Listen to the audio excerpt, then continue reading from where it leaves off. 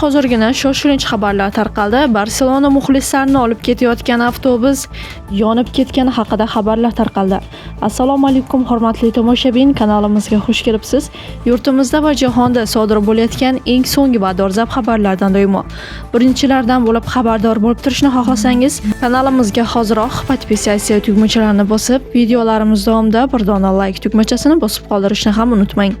Ispaniyaning Barselona futbol klubi muxlislarini Chempionlar Ligasi o'yini uchun Belgiyaning Brugge klubi stadioniga olib ketayotgan avtobus yonib ketdi va muxlislar evakuatsiya qilindi.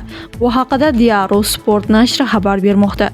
Diario Sport tomonidan X ijtimoiy tarmoqda chop etilgan videoda avtobusning orqa qismida kuchli tutun va ochiq alanga borligini ko'rish mumkin. Favqulodda xizmatlar odamlarga avtomobilni evakuatsiya qilishga yordam berdi.